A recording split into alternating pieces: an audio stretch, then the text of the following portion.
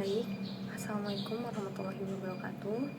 Perkenalkan, nama saya Devia Sdietina dengan NIM 220500046 dari kelas S1 TPA 22. Di sini saya akan menjelaskan atau mempresentasikan materi tentang directional drilling. Langsung saja masuk ke materi. Directional drilling atau bisa disebut pemboran berarah. Pemboran berarah adalah seni membelokkan lubang sumur untuk kemudian diarahkan ke suatu sasaran tertentu di dalam formasi di mana formasi tersebut tidak vertikal dengan lubang sumur. Yang dimana biasanya sumur vertikal ini lebih murah dibandingkan dengan sumur berarah. Kemudian masuk ke sejarah dan perkembangan pemboran berarah. Mula-mula teknik pemboran berarah pertama kali diperkenalkan pada awal abad ke-20 untuk mengeksplorasi sumber daya minyak dan gas di daerah yang sulit dijangkau. Perkembangan signifikan, seiring waktu, teknologi pengeboran arah telah mengalami perkembangan pesat, memungkinkan pengeboran sumur yang lebih dalam dan lebih kompleks. Lanjut, masuk ke prinsip dasar pemboran berarah.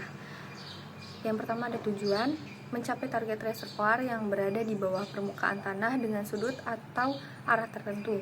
Yang kedua, teknik, memanfaatkan alat khusus seperti motor downhole dan sistem steerable untuk mengarahkan pengeboran.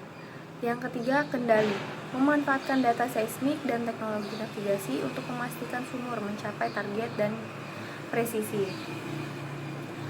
Lanjut masuk ke tipe-tipe pemboran berarah. Tipe pemboran berarah ada 3, yaitu yang pertama shallow deviation type atau titik belok di tempat dangkal. Titik belok atau disebut kick-off point terletak di kedalaman yang tidak begitu jauh dari permukaan tanah atau dangkal. Yang kedua, deep deviation type atau bisa disebut titik belok di tempat dalam. Di sini titik belok terletak jauh di dalam permukaan tanah. Lalu yang ketiga, tipe kembali ke vertikal atau return to vertical type. Mula-mula sama seperti tipe belok di tempat dangkal, tetapi kemudian dikembalikan ke vertikal. Lanjut, masuk ke bagian-bagian penting sumur pemboran berarah.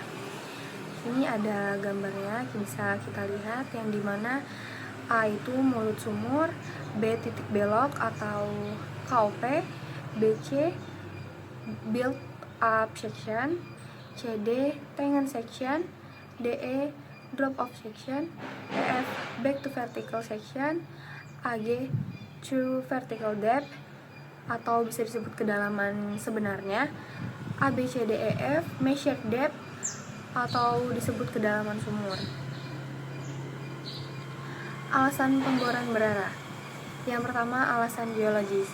Pemboran berarah dilakukan untuk menghindari kesulitan apabila dilakukan pemboran vertikal, misalnya adanya kubah garam, kesulitan pada desain lumpur, maka lumpur yang digunakan harus dijenuhi garam, dan apabila tidak dijenuhi maka formasi akan runtuh karena lumpur tersebut mengabsorb garam tersebut.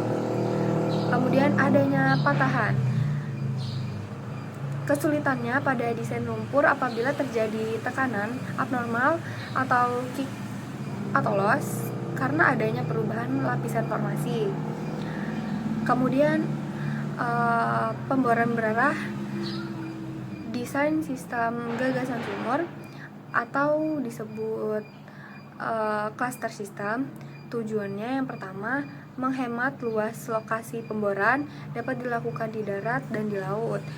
Lalu kemudian di permukaan dibuat beberapa sumur dan di bawah permukaan lubang sumur tersebut menyebar. Lalu kemudian menghindari garis batas di permukaan, misalnya perubahan lahan minyak antara Malaysia dan Brunei. Kemudian mengatasi semburan liar atau blowout. Lalu kemudian menyimpang dari garis lurus atau side tracking. Misalnya, apabila pipa terjepit dan tidak bisa diambil, maka dilakukan back off. Kemudian di-plug dan membuat lubang baru ke arah samping atau yang disebut side tracking. Lanjut ke alat-alat pembuat kemiringan lubang bor. Yang pertama ada bezier bit beserta gambar-gambarnya. Prinsip kerjanya, salah satu nozzle pada bit tersebut yang berukuran lebih besar terdiri dari yang lain diarahkan ke arah formasi yang disembur menjadi lebih lunak sehingga drill string bergerak ke formasi yang lunak. Lalu yang kedua ada sput bit. Alat ini bit tanpa roller, mempunyai nozzle. Cara kerjanya sama dengan bezier bit, tetapi sistem ditumbuhkan. Lalu yang ketiga, knuckle joint. Drill string yang diperpanjang dengan sendi peluru sehingga didapatkan putaran bersudut antara drill string dan bitnya.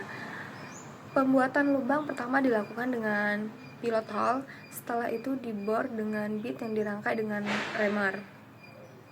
Lalu ada whipstock, alat yang terbuat dari besi tuang, berbentuk baji dengan saluran yang melengkung tempat bergeraknya bit. Alat tersebut dapat diperoleh kelengkungan sebesar 1-7 derajat. Lalu kemudian ada turbo drill, downhole mata turbin yang dapat memutarkan bit tanpa harus memutarkan rangkaian bor atau yang disebut drill string. Yang pertama, kecepatan putaran tergantung dari volume lumpur dan tekanan sirkulasi permukaan. Lalu yang kedua, adanya peralatan band shaft pada turbo drill sehingga dapat membeloknya lubang sumur. Lalu yang ketiga, yang terakhir, prinsip kerjanya sama prinsipnya dengan turbo drill, di mana alat ini dibuat oleh dyno drill coil, memutarkan bit tanpa memutarkan drill string. Terdapat band shaft untuk membuat kelengkungan yang halus. Lalu kemudian di dalam pemakaian tergantung dari kecepatan sirkulasi lumpur dan beda tekanan pompa. Kemudian masuk ke arah lubang bor. Lubang bor yang dihasilkan di bawah permukaan menyimpang dari sudut yang diinginkan serta berbentuk bengkok-bengkok disebut crooked hole.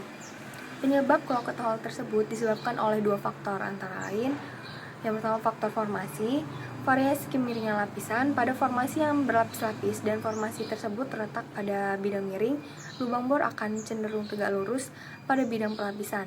Penembusan bit akan meningkatkan suatu baji kecil yang bertindak sebagai whipstock kecil. Hal ini disebut teori miniatur whipstock. Dengan demikian, lubang bor cenderung membelok. Kemudian variasi kekerasan batuan formasi. Pada formasi dengan pelapisan yang berganti-ganti dari keras ke lunak atau dari lunak ke keras sehingga lapisan keras seolah-olah menjadi engsel. Yang kedua, faktor mekanis, di mana drill collar yang tidak cukup kekar, kemudian beban bit terlalu besar atau WOB mengakibatkan drill collar melengkung. Kemudian perlunya perhitungan untuk menentukan jumlah drill collar sehingga penentuan titik netral tetap pada 2/3 dari panjang drill collar. Oke, baik. Mungkin itu saja yang dapat saya sampaikan dari materi tentang directional drilling ini. Kurang lebihnya saya mohon maaf. Terima kasih yang sudah mendengarkan presentasi dari saya. Sekian, terima kasih. Wassalamualaikum warahmatullahi wabarakatuh.